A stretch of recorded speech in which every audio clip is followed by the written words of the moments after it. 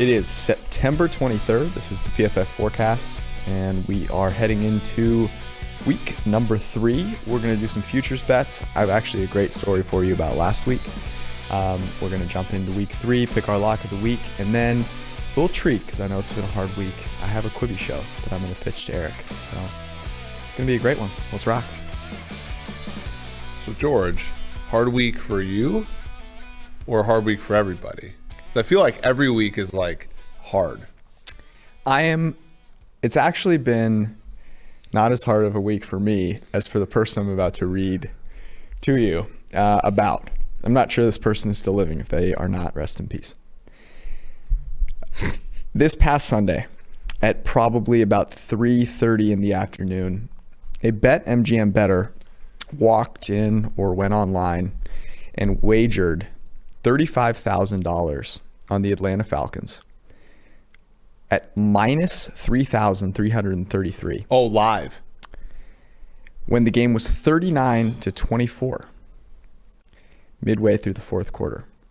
The bet was $35,000, risking $35,000 to win $1,000.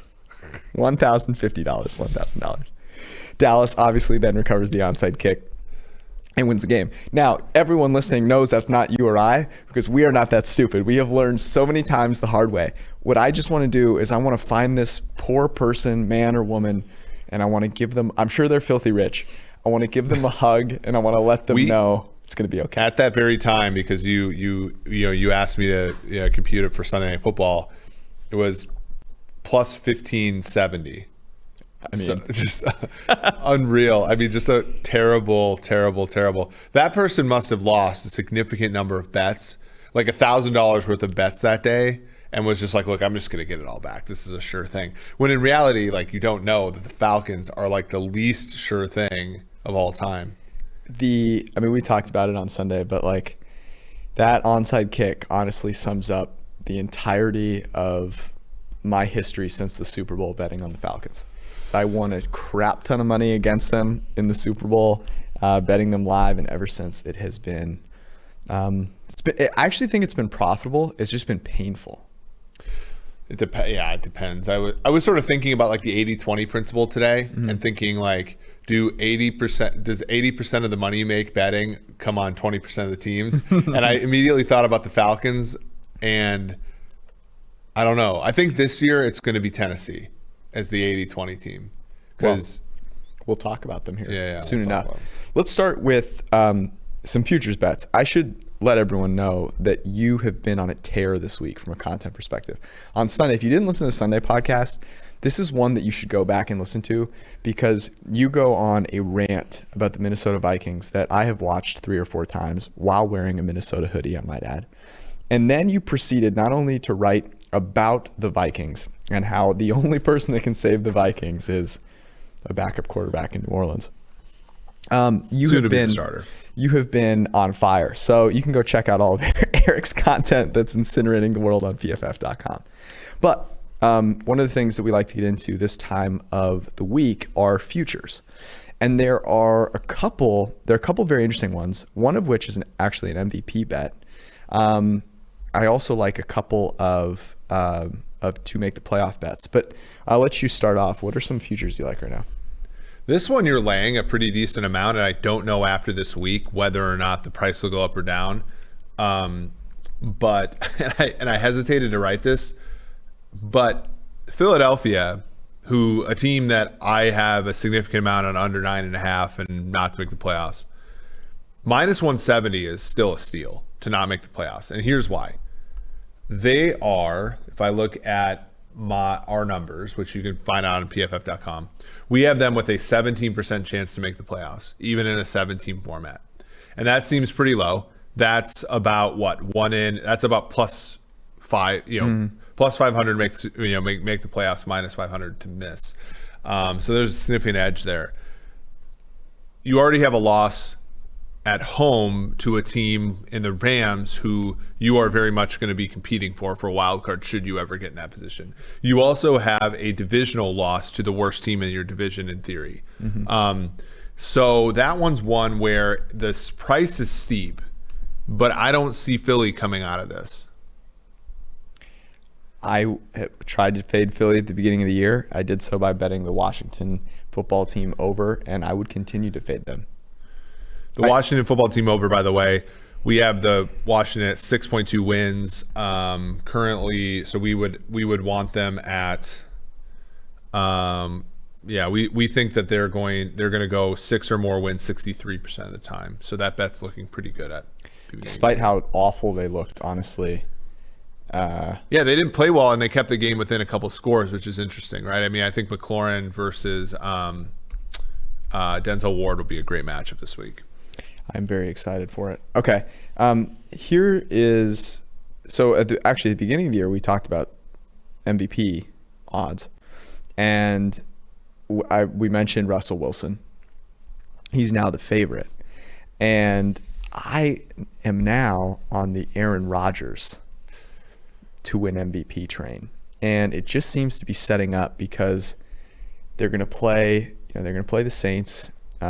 Drew Brees was a guy that you would think was in the race. I don't think he's really in the race anymore.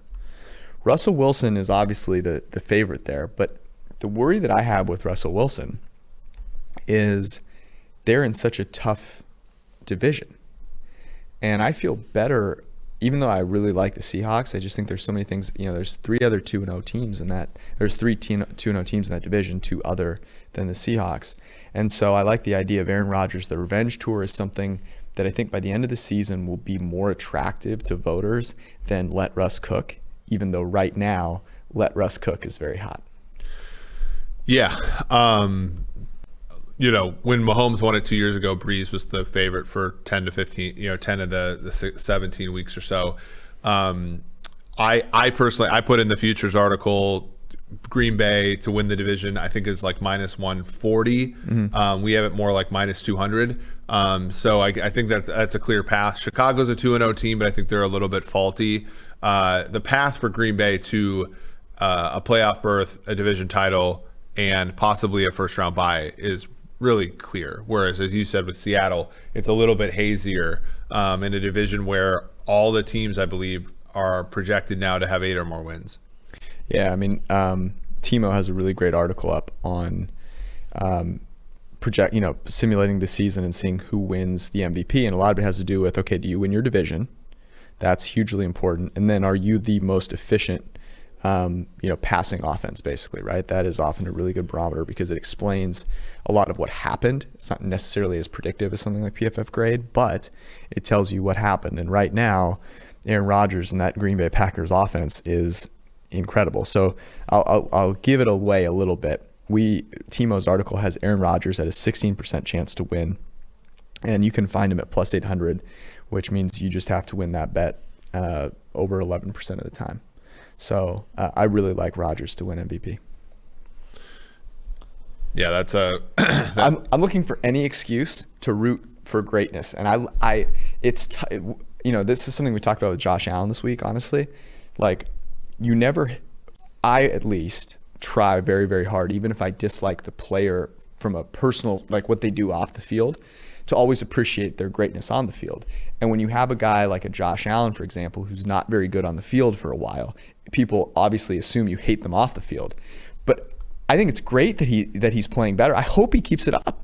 How awesome would that be? I'm not predicting it because we have such a larger sample of him, being not as accurate. But I'm here to root for Aaron Rodgers. Yeah, I think the Rodgers thing is cool. He's had a fun, I think he just discussed today about mental health with Dak Prescott and Hayden Hurst. He always seems to give thoughtful answers. He's a person I think we're worthy of rooting for. All right, give me one more. Well, right now I think it's still mispriced. Arizona plus 104 to make the playoffs. We have it more at minus 150. Mm-hmm. I think they have one of the easier schedules moving forward. Let me look. If you have a PFF Edge subscription, you can look at our power ratings tool. Strength of schedule remaining, Arizona is tied for 4th easiest. Other teams that are ahead of them: Dallas, Cleveland, Baltimore, Washington, Seattle, New Orleans, Green Bay, all teams with relatively easy schedules, an average of about a half a point or more easier than the average team in terms of their schedule. So also Detroit on that list as well. So teams that you might want to buy into because they have an easier schedule moving forward. Arizona's on that list, and I think that they make the playoffs for the first time since 2015. Can I interest you in a futures bet? Okay. The Atlanta Falcons to make the playoffs. How much is it?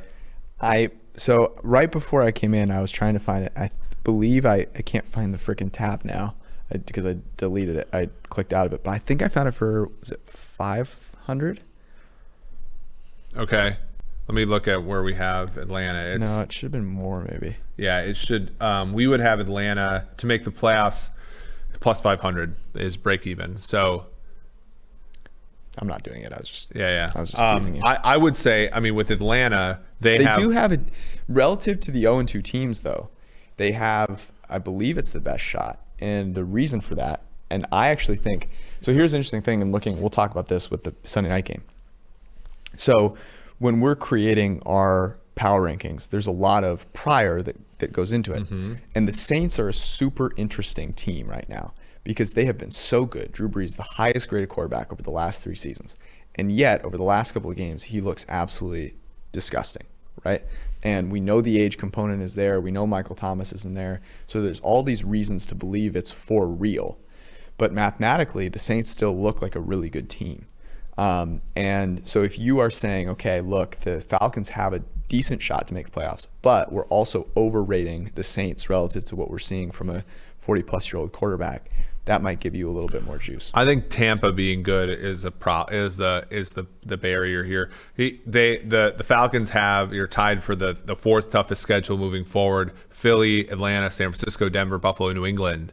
So right, they have to play the Saints twice. Yeah, but and Tampa twice, and sure. But what I'm saying is the Saints just lost to the Raiders. Yeah. So playing the Saints twice, the Saints are a top 5 team. Yeah. If I really think they're the 15th best team.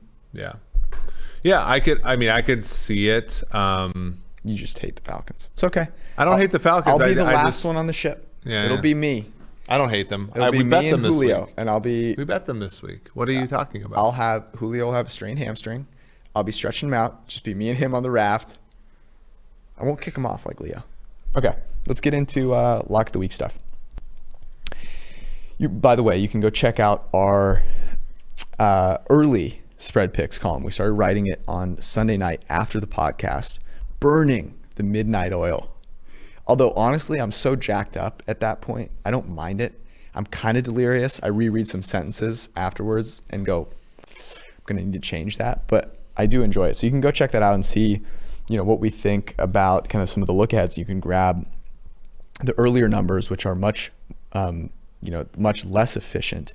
And this week, I feel like all the numbers kind of came towards where I thought they would be. And so for that reason, I'm kind of struggling, honestly, to find a lot of games that I really like. I think we should talk about all of the big games because there's 4 or 5 of them, and a couple of them I do like. But do you want to start with the biggest game, or do you want to save that for the end?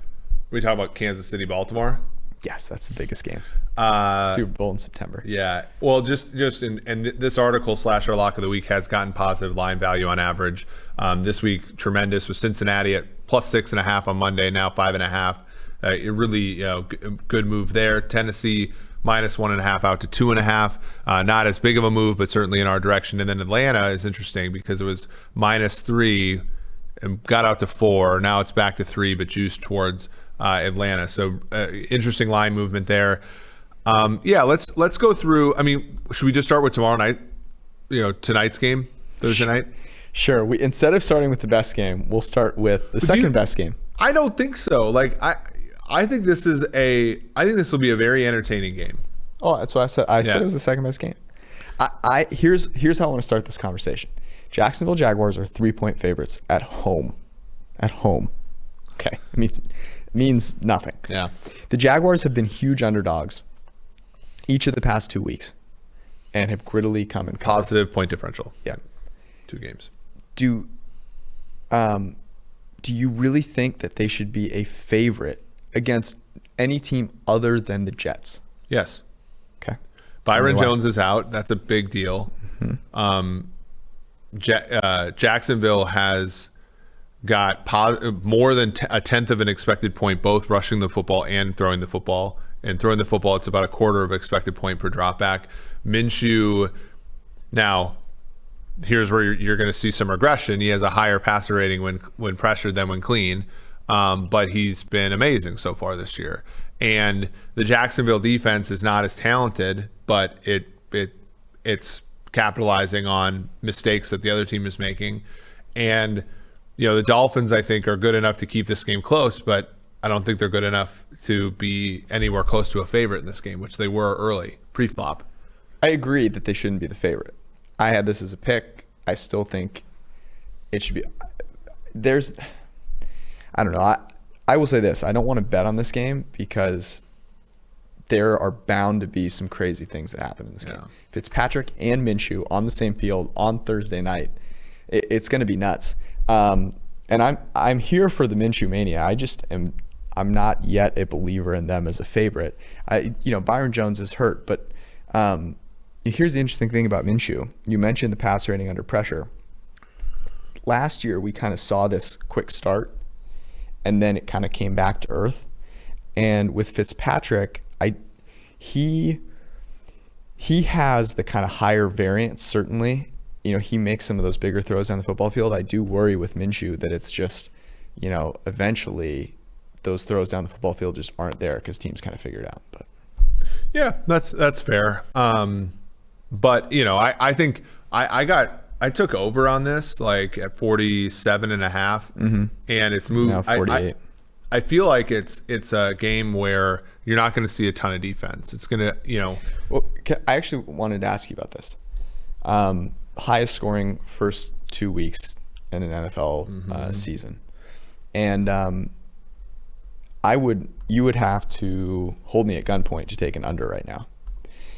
And here's my reasoning. Here's why I think it's happening. Without the crowds, the biggest beneficiary of the crowd noise was the defense because it was harder for the offense to get on the same page. And now it's not. Like, you never have to do a silent count. Mike brought this point up. So to me, it just makes it, plus defenses I think are probably maybe a step behind in terms of preparation. But to me, that it makes sense. And they aren't calling penalties on the offensive side of the ball. True. So to me, that's where I think you could see blindly betting over could kill you 1 week because they decided, as they did in 2018, right after Thanksgiving, to start calling holding penalties again. So I think to bet an over, you really have to have a reason for it. I think to bet an under, you really have to have probably 2 or 3 reasons for it. And a gun to your head. So I don't know. I'm excited for Minshew in this game. I think if you have an over season win total for the Jags, the next 2 weeks are humongous for you because they're home to the Dolphins and then they go to our Bengals next week. Starting out 3-1 would be kind of fire for them.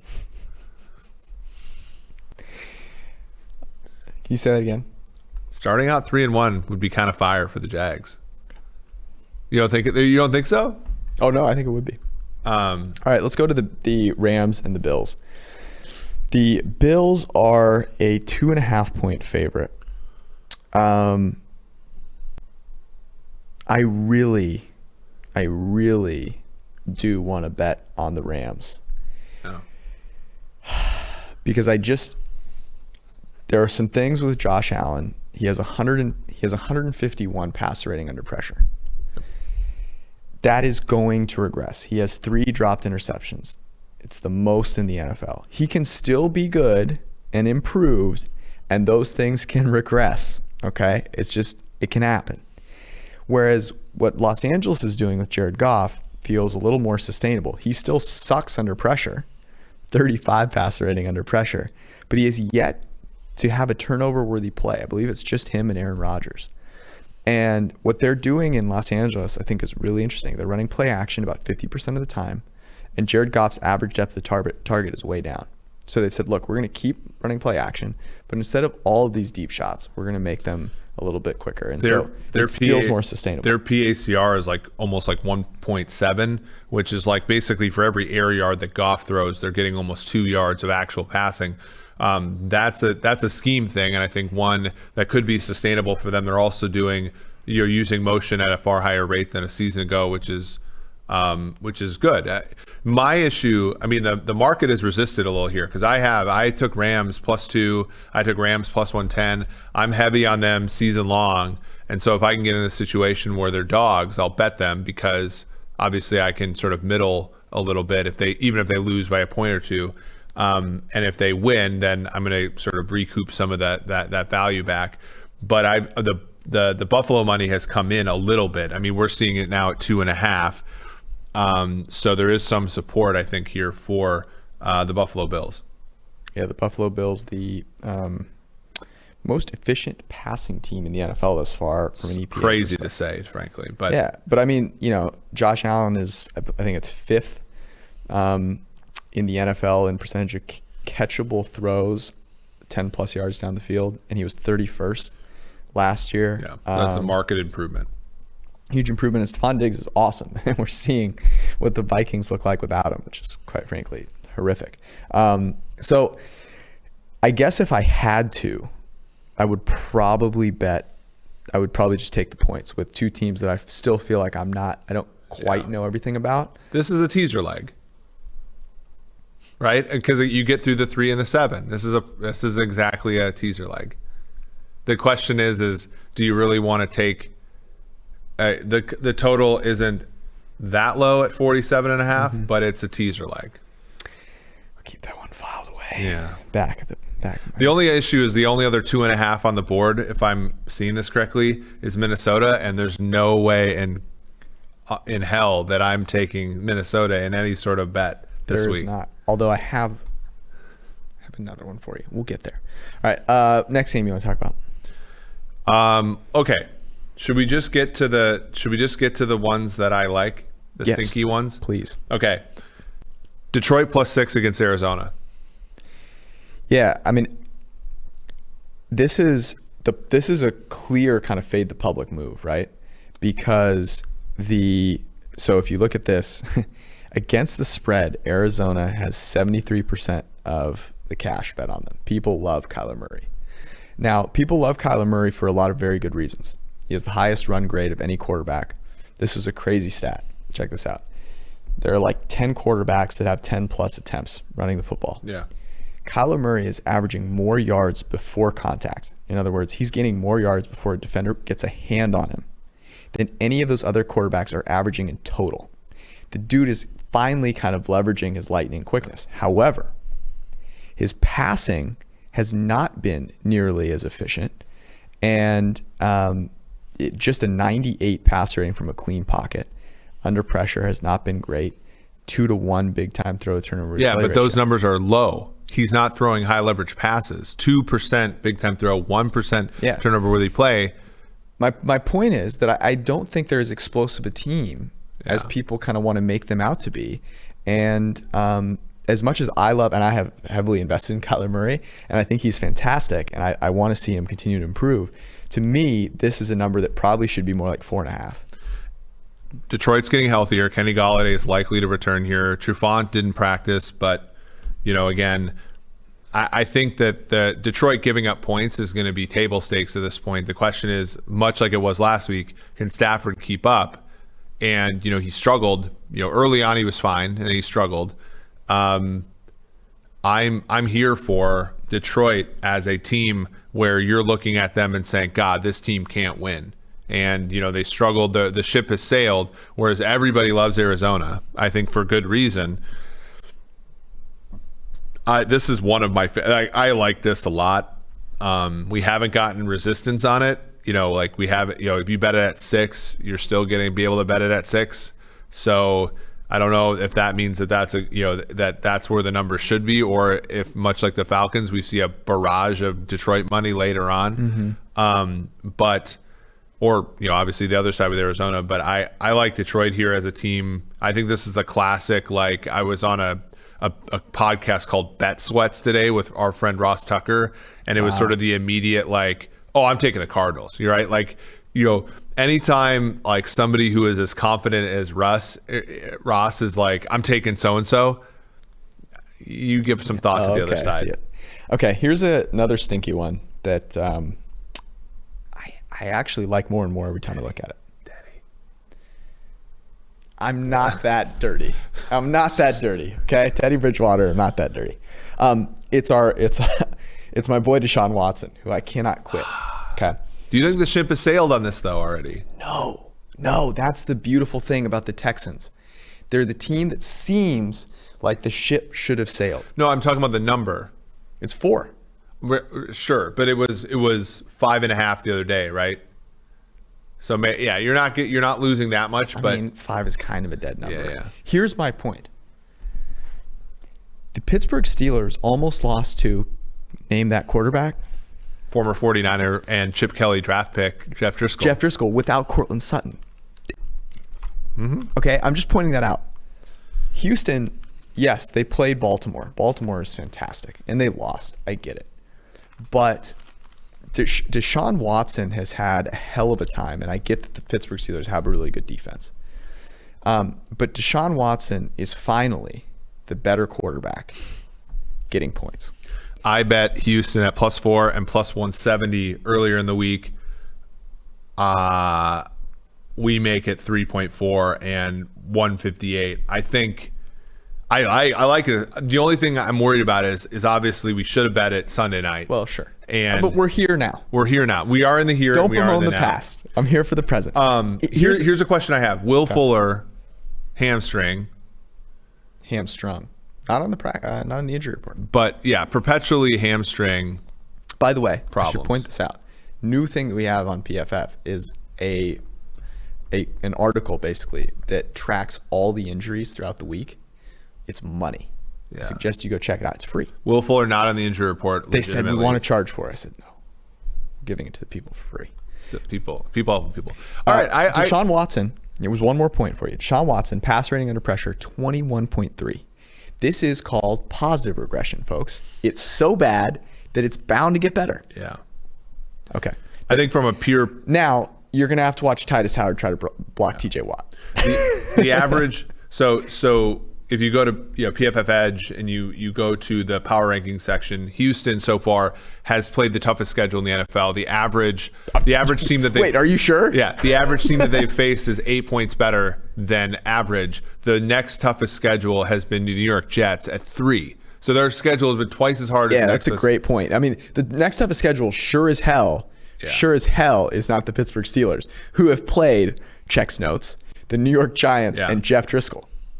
And for that matter, kind of eked out. Yeah, their offensive rating still isn't good. Pittsburgh, when they run the football, is giving up 0.4 expected points per time. Their offense passing the ball has been fine, but I actually don't think that the Houston Texans have been bad as a pass coverage team. So the real question I have is, can the weapons of Houston keep up? And we've already seen a little bit of a regression in the defense for the Steelers. I don't hate this at all. All right, give me another one. Let's keep it moving here because I really want to talk about a couple of games. So I know Warren tweeted about how good Teddy's been against the spread. He's 0-2 so far this year. You hate to see it. Yeah, you don't like seeing that. But, and again, this is a game where it pains me a little bit. I got Carolina at +7.5 early in the week. It's now +6.5. I still think this is a good play. Okay. I mean, you're talking about a team. All right. Who's I know I don't want to do it. I hate doing this. You're talking about a team whose doctor swung and missed at a guy's rib and hit his fucking lung. And even if it, let's say he tried to do it, it would still only be the second scummiest doctor in the history of that franchise. That's a great point.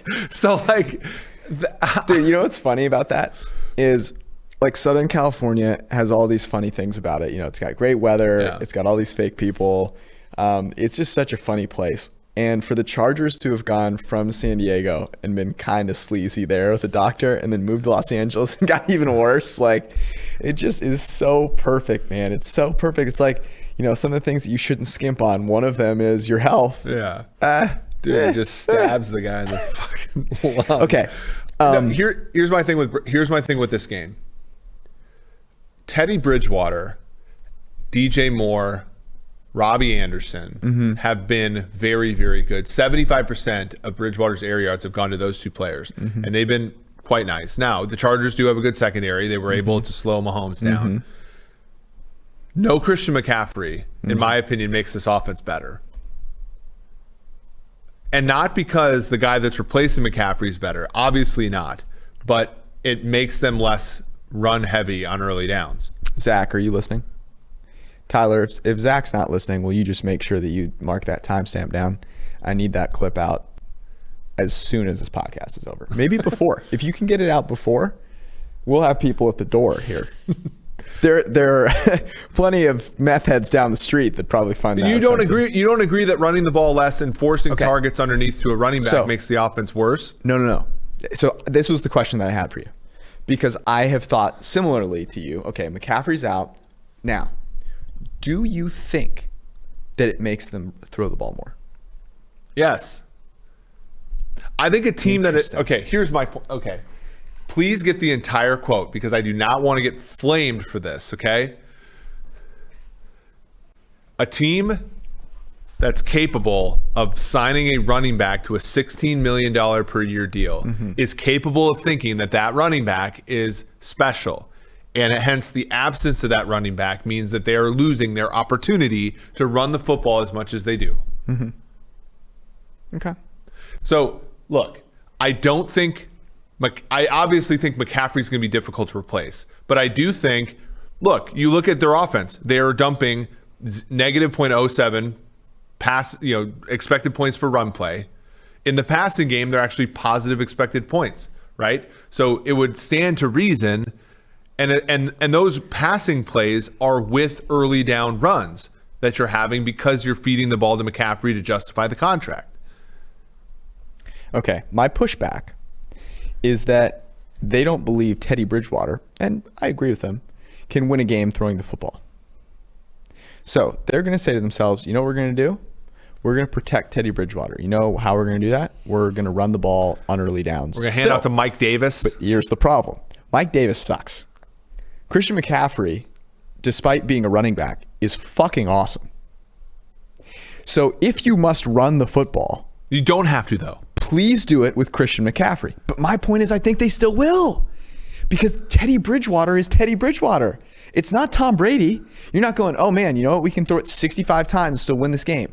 You know what they're sitting in? They have a whiteboard, kind of like that one, which you can't see. You know what they have written up there? You know what they have? They have number of runs and number of completions added together with a magic number starred. That's what it is. I hate this Number of rushing attempts. It's not the yards that matter. It's the attempts. That will lead to completions. Hence my worry. Here's the other thing. Justin Herbert looked good. That defense is good. That team is massively more talented. Massively more talented. I'm a Chiefs fan, but I reject the notion that the Chiefs defense is significantly better than any other defense in the NFL currently. Okay. Frank Clark was out with an illness. Right, Charvarius Ward, their best corner, was out. Their linebackers, I'm sorry, like the Chiefs linebackers are as soft as it gets in the NFL. And the Chiefs were caught off guard by having Herbert start like after the guy stabbed the other, the doctor stabbed Tyrod Taylor. So I acknowledge that it's stinky and stinky enough for me to consider. Okay. Can we move on? We can. All right. Teddy's got to get back on track against the spread. He sure does. He sure does. All right, I'd like to talk about the Bengals for a second. Okay. Because we got it at what, six and a half? 6.5, yeah. And now it's 5.5. And I get that sucks. Jalen Reagor's injured. There's a giant fire at Lincoln right now. I mean, the Eagles are in a really big world of hurt. But how are the Bengals going to get back from CJ Uzama being injured? I think Drew Sample was actually pretty good. I think the Bengals are a decent team. They have a little more rest here. Can I ask you a question? When was the last time that the Eagles looked good? When was the last time they played a complete game? Well, they're something like 8-15 against non-Washington and non-Giants teams in the last like 2 years or something like that. Yeah, and this year, they're brutal. And this year, you know what they are? Well, my issue is that I think that there was a game. So the last time the Eagles looked good was in Buffalo last year. Okay. So they went into Buffalo and they ran the football in a very windy game, and won convincingly against a playoff team. My concern, which we understand the running game and all that kind of stuff, I mean, the Bengals got dragged up and down the field by the Browns. And in my opinion, the only way the Eagles win this game, which probably is giving away why we would bet the Bengals, is if they bully the Bengals up and down the field and score basically every drive by running with Sanders. Mm-hmm.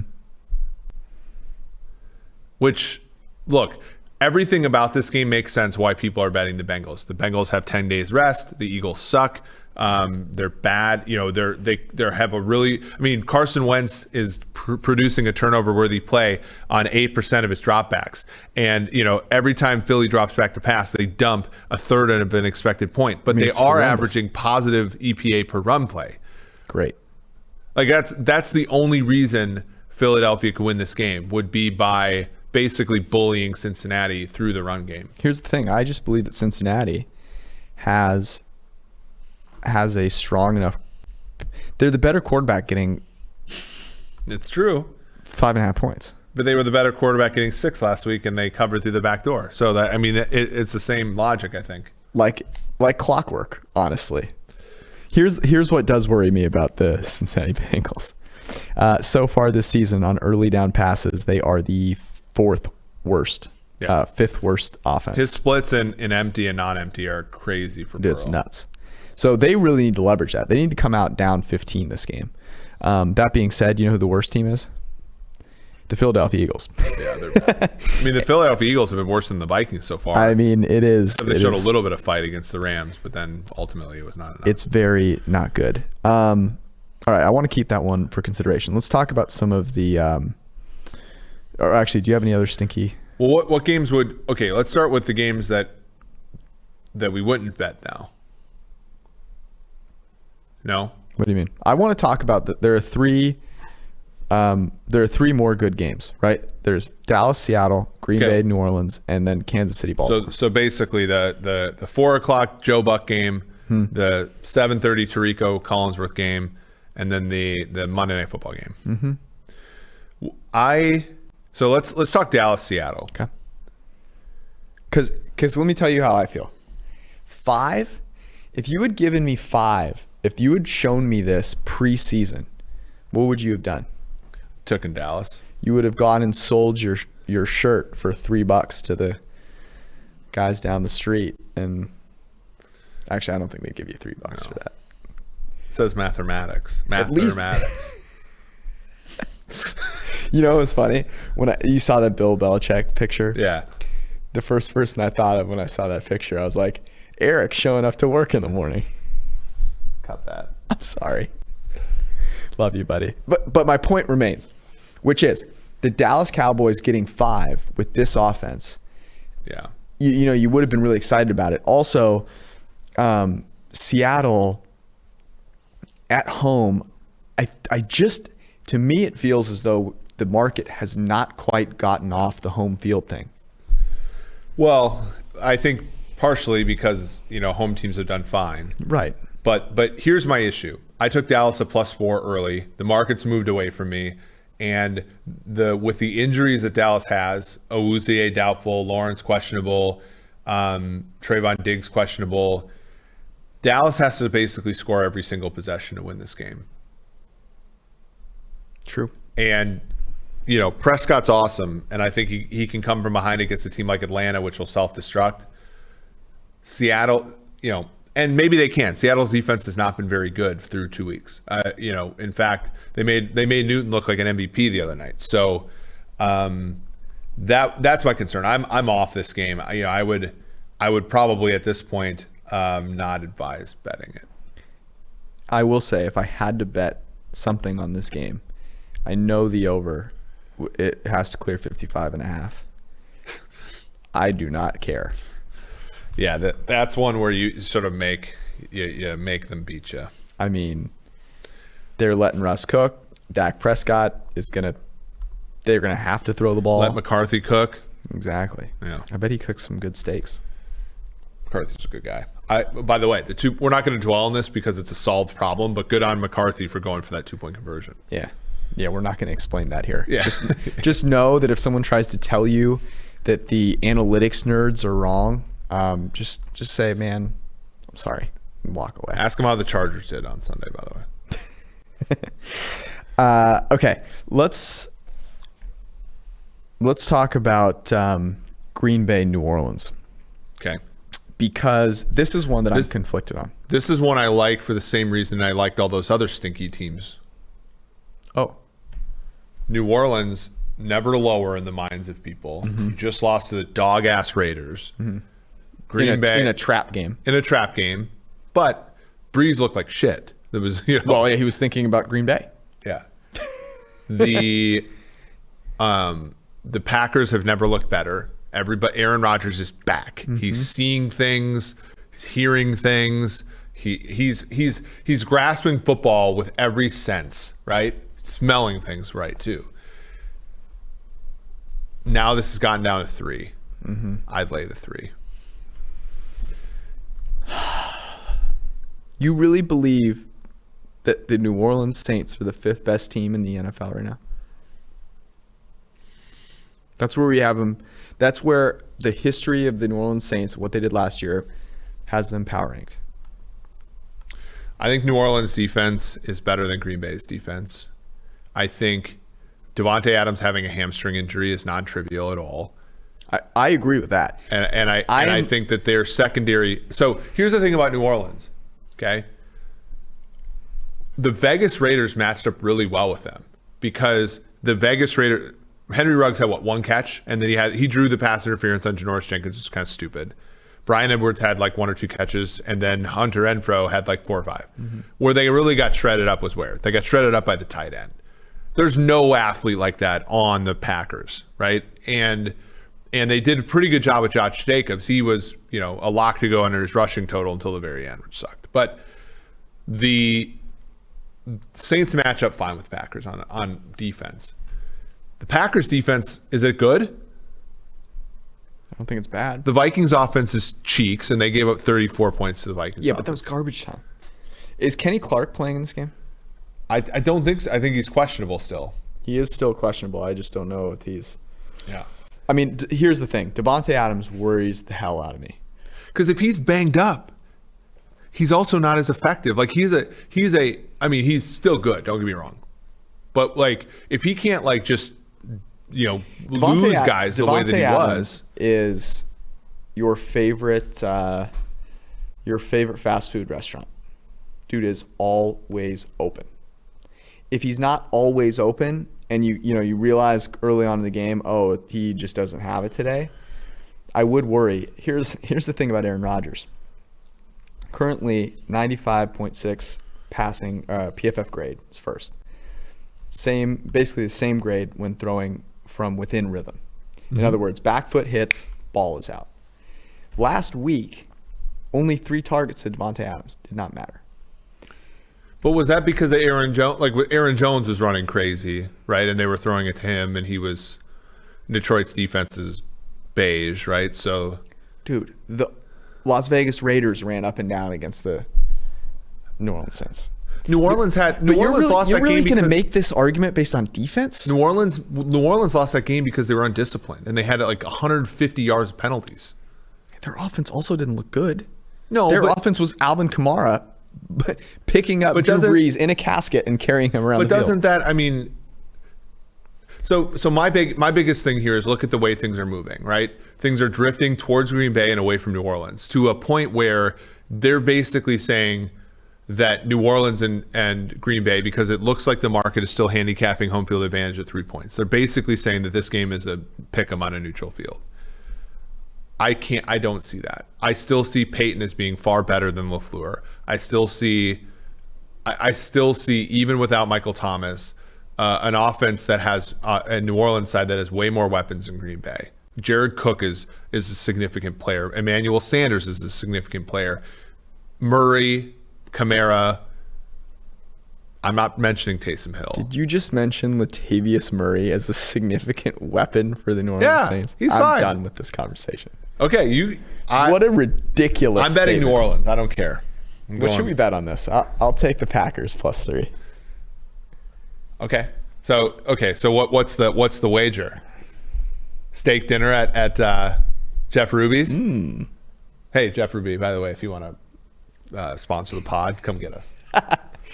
I've eaten at Ruby's a ridiculous amount. An outrageous it's amount. Not good. There's not a lot of restaurants open. My other restaurant that I go to is closed. My 80-20 team is going to cover this weekend, so I'll have the 200, the money that we need to go to Jeff Ruby's if I lose. All right, that's a deal. I've got the Packers +3, and I will be feasting at Jeff Ruby's come a week from now. Okay, that's great. I'm excited for this game. I was going to finish my thought, which was that Aaron Rodgers, the reason I'm not as worried about Devontae Adams is that last year he threw within rhythm less than 50% of the time. This year it's about 70%. And to me, that just is him acknowledging I can win by getting rid of the ball quickly and getting it to other receivers. So I do worry about the Devontae Adams one, but it's not as much as I would have worried about it before. Also, Jerry Alexander playing really well. Thought I'd mention that. All right, let's get to the game I have been waiting to talk about. The two best teams in the NFL, the Kansas City Chiefs and the Baltimore Ravens, both of whom have played the Houston Texans, interestingly enough. In Baltimore a 3.5-point favorite. It seems as though there is a kind of consensus out there that the Baltimore Ravens are the best team. And that has moved that way in our power rankings. Both the Ravens are, I think, like 1 ELO point, which is like hardly anything more than Kansas City.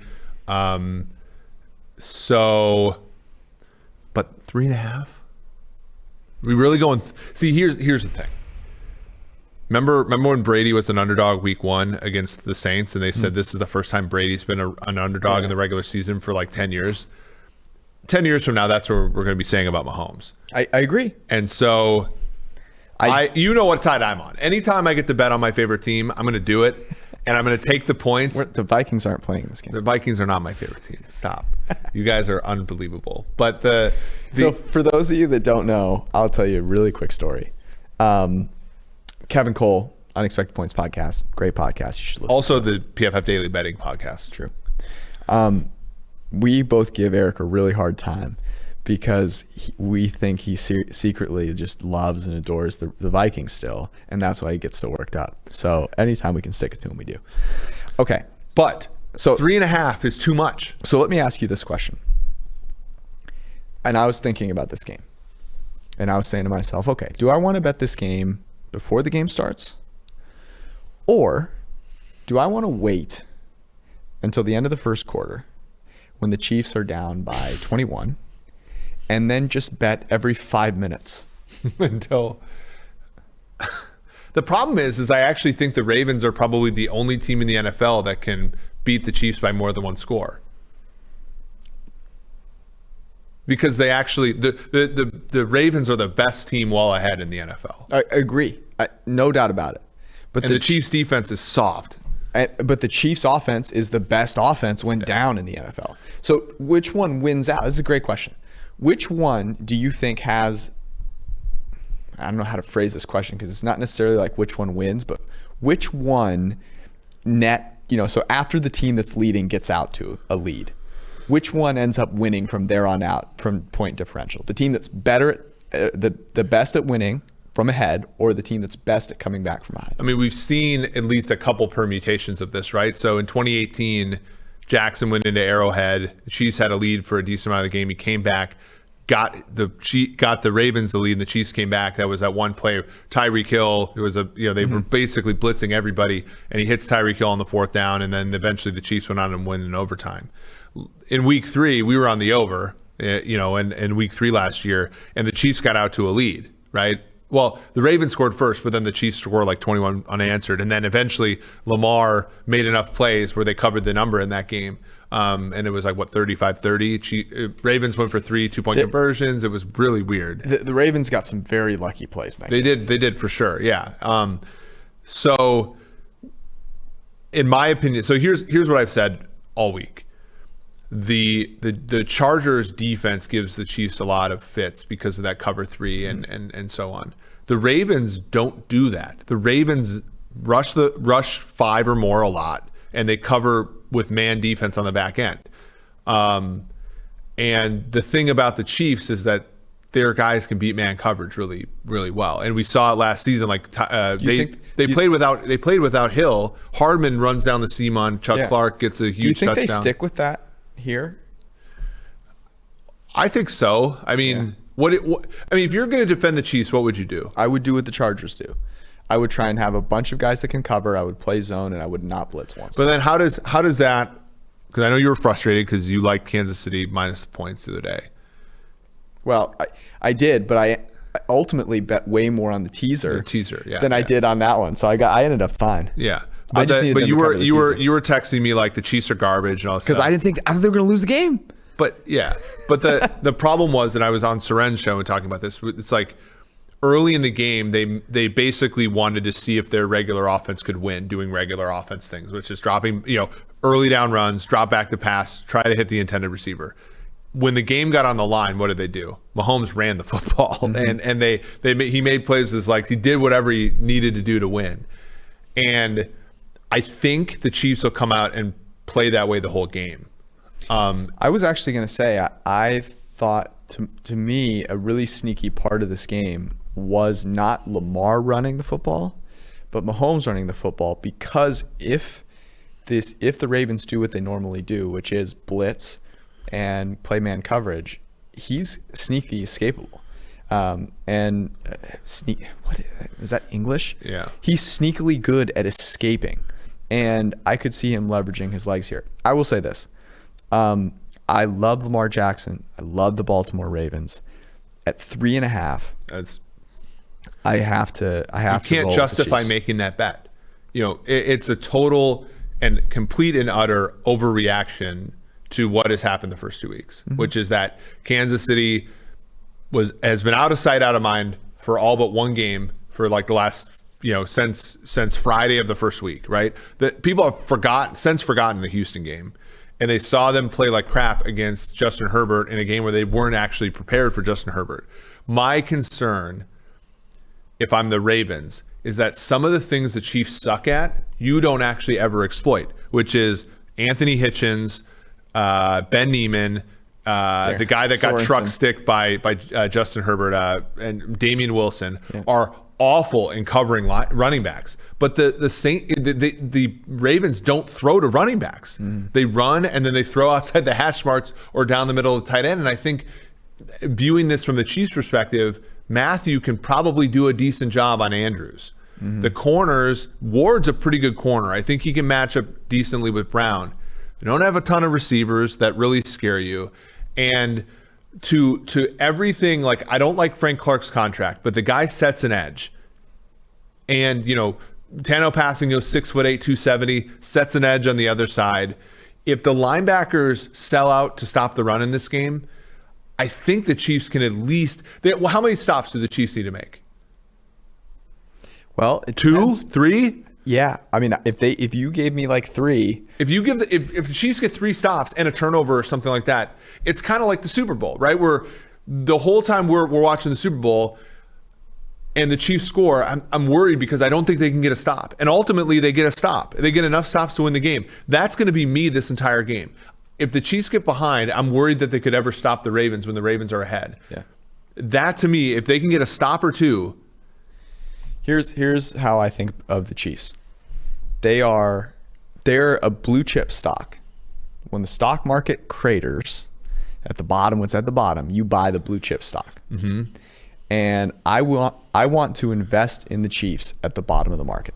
And to me, they're at the bottom of the market right now. They're never going to be, even if if Mahomes is healthy, they're never going to be more than a 3.5 point dog the rest of the season, unless maybe they play the Ravens in the playoffs on the road. That's it. This is as good of a number as you're going to get with the Chiefs. Okay. So that being said, do you want to make this the lock of the week? Convince me that the Lions +6 are not the best bet of the week.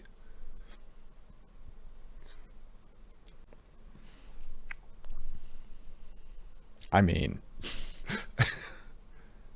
man, I do like them. I also very much like the Rams and the Bengals in a teaser. Okay, so Bengals you're teasing up to 11.5. Rams you're teasing up to 8.5. I mean, is the teaser thing just gonna be a bit that we do every week? Is really my question. Like that's why today I sort of went through and I jotted things down to basically be like, I was just gonna see how much I could tease you there. I don't have a problem with the Lions. It's just they're so stinky. It would be nice not to like extra sweat out the Chiefs on Monday, but I don't know. I mean, is there a part of you that doesn't just think Kyler Murray can just beat the Lions by running the ball? You know? Yeah, of course.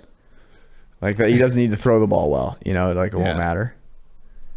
No, I mean, look, I don't have a ton of faith in the Lions to be great moving forward, but I feel like this is just sort of going against like all the narratives and everything where it's like, is Detroit, I mean, when you look at our power rankings, right?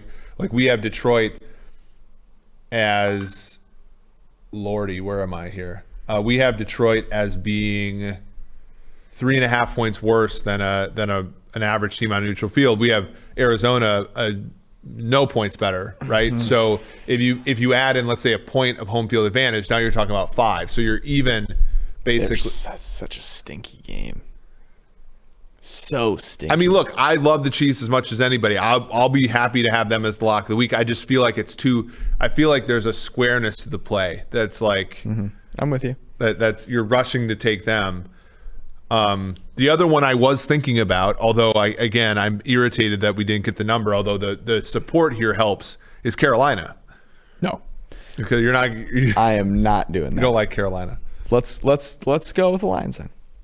All right. Hey, Detroit. Fuck. As Eminem once said, feet don't fail me now. We can't. We need the Detroit. We need the best there is out of Detroit. And Lose Yourself is, obviously in that group. So what are the best things coming out of Detroit? You got Barry Sanders, you got Herman Moore, Eminem, Ford, the automobile. Yep. And this game Sunday in Arizona. I love Eminem. I thought you'd like that because here's the deal. So when I was a professor for 6 years, I was 26 when I was hired. When I left to join PFF, I was still the youngest person in my department. I am now a geezer here. And so when I'm like hanging out with you and Austin, like the two best friends at the office, you guys always talk about me like I'm old, right? I got kids. I live in the suburbs.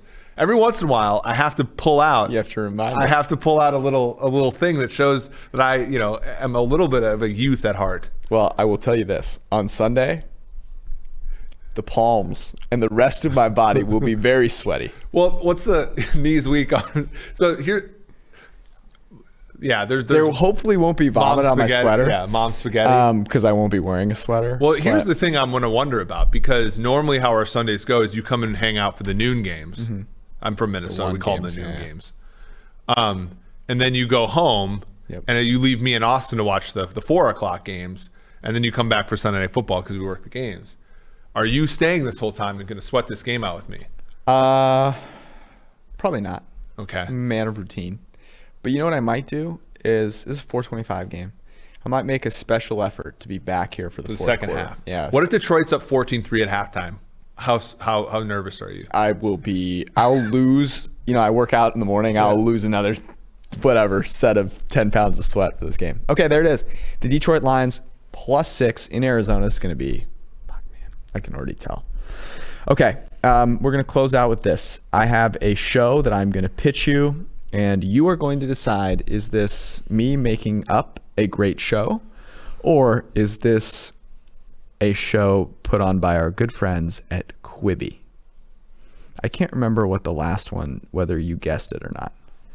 It was that. No, I knew it. I knew it was an actual, and it was actual one. It was like Talk Sex with Sue or whatever that show was called. Sext Shan.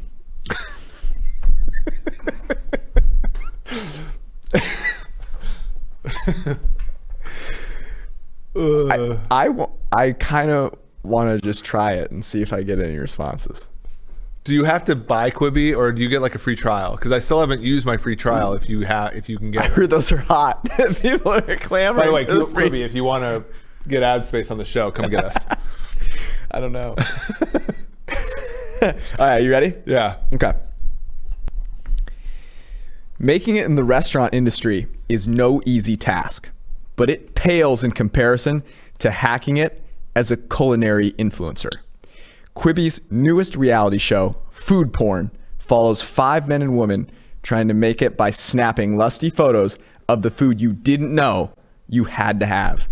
Food Porn streaming now on the Quibi app.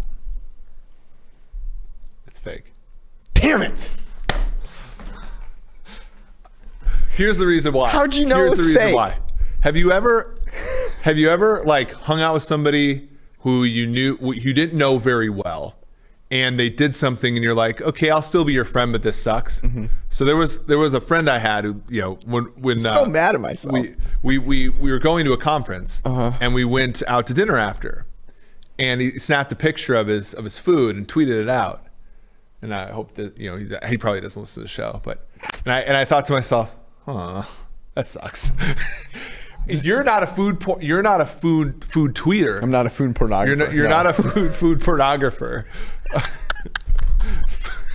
So I feel like so part of me knew that you were making fun of people when you were making this up, and hence that was why it was only like a 50. These edges are small. Yeah. It was 55% that you were making it up, but I think where I led on is the part where I said, but it pales in comparison to hacking it as a culinary influencer. So what I'm referencing are what pisses me off most about this. It pisses me off when people take pictures of their like fucking, pasta on a Wednesday and are like, hey, look what I made, because it looks like shit. No one cares. I then have another level of hate for people that take pictures of food at a restaurant that no one gives a shit about. I can appreciate when someone takes nice photos at a restaurant that I might want to go to and I want to check out. No, I do. Tolerate it. No, because I leverage it. If I'm going to a restaurant that I've never been to before, I want to check out what the food looks like. And I want to see what people took photos of looks like, not what the restaurant did. Right. But what drives me fucking insane are the people that can't just take a picture of the food. They have to like make some sort of artwork with it. So it'll be like, I'm not gonna take a picture of this hamburger. I'm gonna get 2 hamburgers. I'm gonna stack them on top of each other. And then I'm gonna like squish them together and watch the like juice fucking come out of the sides. Tyler, look how good this bet I made was. Like, right? Because I know like, damn it. Because you don't like public expressions. You don't like look at me tweets, right? And food porn is the quintessential, the stone cold lock of look at me tweets, Instagram, all this kind of stuff. They'll take like a pint of ice cream. This is getting carried away. Pint of ice cream. And then they'll take another pint of ice cream and like let it melt a little bit and then like dump it on top of the other one. What a waste. Here's the last, we'll end on this last question. Because this is where I draw the line in a good way. Okay. If you are a barista at a coffee shop and you tweet out your coffee art, okay, I find that acceptable because I love coffee and it's your work. I can also still drink it. Yes, and it's your work, right? When you tweet out pictures of somebody else's food that you've ruined. Yes. Okay, so but you got to disguise it better next time because that was a little too easy for me. I'm coming with my A game next week. So Sex with Shan was a real show. Food pornography, not a real show. Real thing. Not an actual Quibi show, but it might be in the future. Yeah. Quibi, you can come pick. Look, come get us. Yeah, I hear you have a $2 billion marketing budget. Incredible. All right, that was our show. We'll see you guys on Sunday night, Monday morning. Enjoy week 3. Peace out. Thanks for watching the PFF YouTube channel. And if you want to subscribe, all you have to do is push the button. Don't forget everything you get. A little fantasy, push the button. A little green line for the gambling aspects of the game, push the button. College football, push the button. The YouTube channel from PFF.